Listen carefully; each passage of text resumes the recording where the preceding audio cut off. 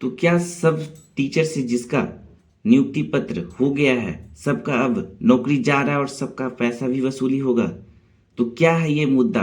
आपने देखा कि डेली डेली कहीं ना कहीं से इतने शिक्षक को हटाया जा रहा है। क्या है ये सब मैटर? चलिए दोस्तों, हम आपको नए वीडियो में फिर से स्वागत करते हैं। कृष्ण कुमार। दोस्तों, आप अगर हमारे चैनल पर नए हैं तो चैनल को लाइक, शेयर एंड सब्सक्राइब जरूर करें। अगर दोस्तों, शेयर हम इसलिए भी करने आप लोगों को बोलते हैं कि अगर जो विद्यार्थी के पास सोचे कि टाइम नहीं है, बिल्कुल भी टाइम नहीं है, वो किसी ना किसी कारण बस बहुत ज़्यादा व्यस्त हैं, सारे वो अखबारों को और भी जो चीज़ है नहीं देख पाते हैं समय ना रहने के कारण। इसलिए अगर आपको कुछ ही मिनटों में वह चीज़ पता चल जाता है और वो चीज़ सच्चाई के साथ पता चलता है तो उसको जानने में क्या ही कतराई है। तो चलिए दोस्तों, क्या है मुद्दा, हम शुरू करते हैं। दोस्तों, आपने देखा होगा बीते दिन कि 10 शिक्षकों की नियुक्ति को रद्द कर दिया गया है।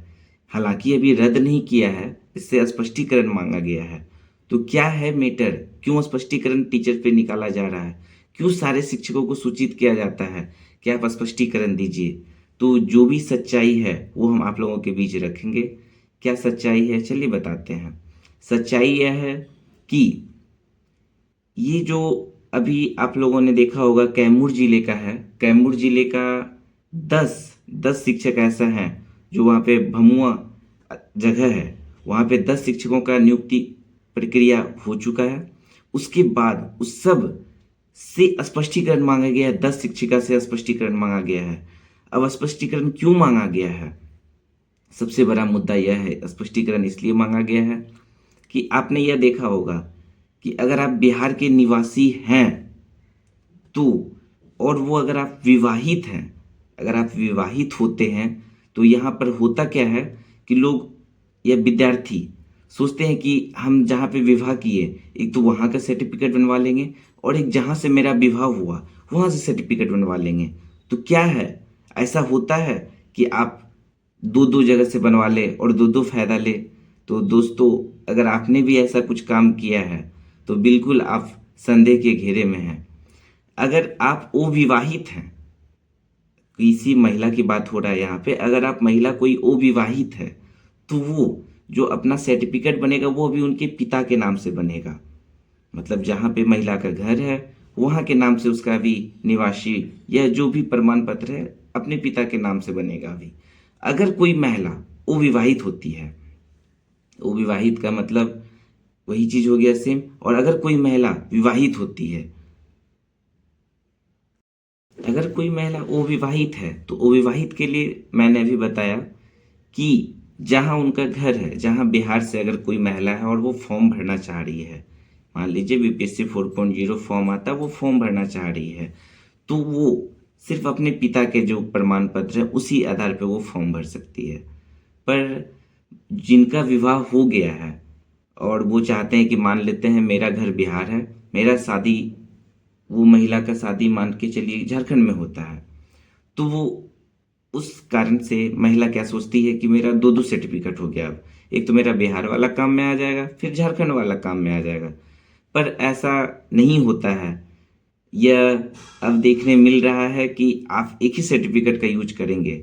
जैसे आप अगर विवाह बिहार से कर रहे हैं झारखंड में, तो झारखंड में जब आप शादी कर रहे हैं तो विवाह करने के बाद आपका जो सर्टिफिकेट बनेगा वो आपके पति के नाम से बनेगा।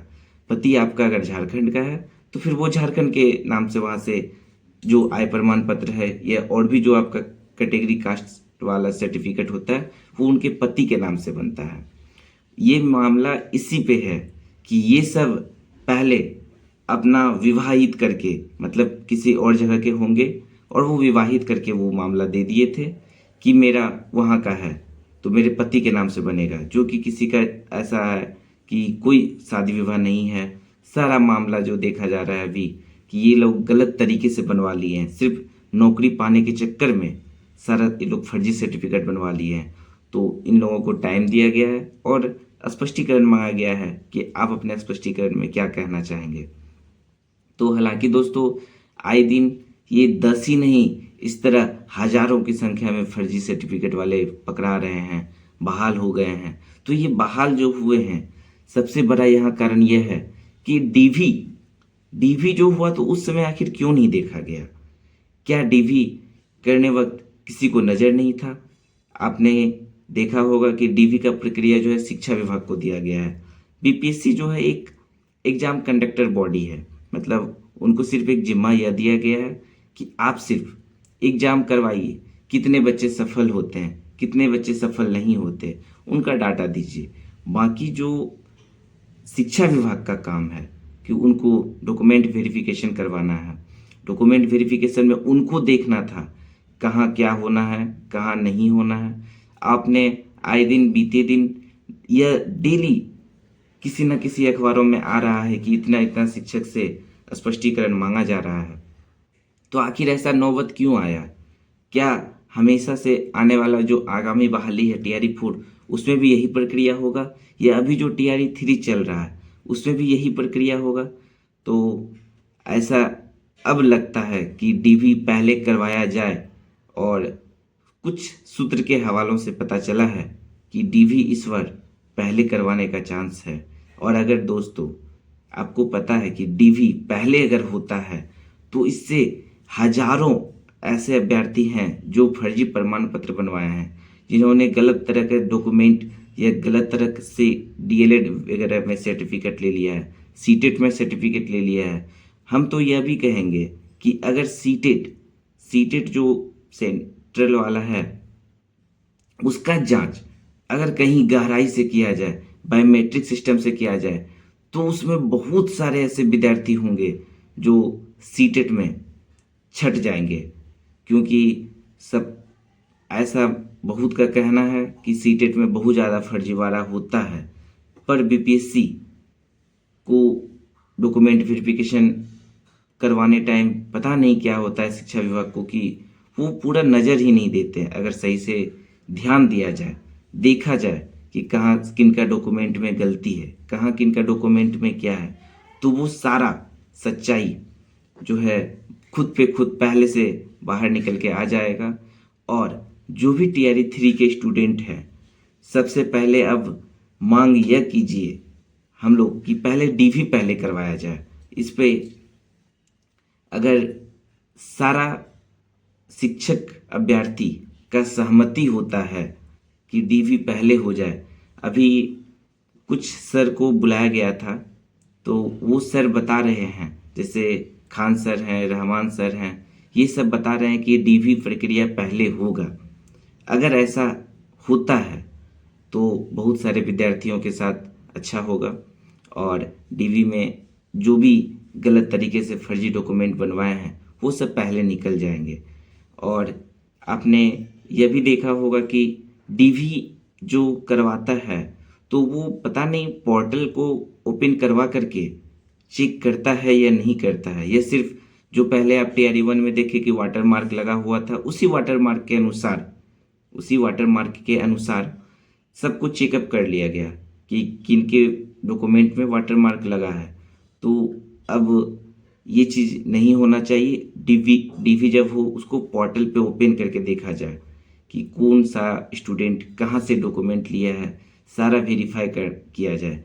क्योंकि अगर आप पहले डीवी करवाते हैं तो आपको कहीं ना कहीं अच्छा लड़का, जो भी फर्जी स्टूडेंट हैं वो सब तो पहले छट जाएंगे और आपको एक अच्छा गुणवत्तापूर्ण वाले शिक्षक मिल पाएंगे।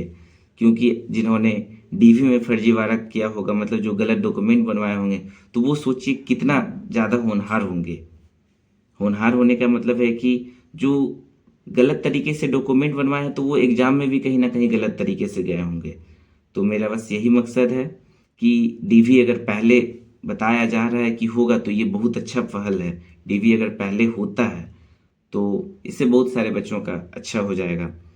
तो नमस्कार दोस्तों, आप अगर हमारे चैनल पे थे या अगर कोई और ऐसे स्टूडेंट हैं जो अभी हमारे चैनल को नहीं विजिट कर पा रहे हैं तो उन सब स्टूडेंट को हमारा चैनल ज़रूर शेयर करें। इससे एक अच्छा न्यूज़ तो मिलेगा ही मिलेगा, बाकी जो भी सच्चाई है वो सारा ही मिलेगा।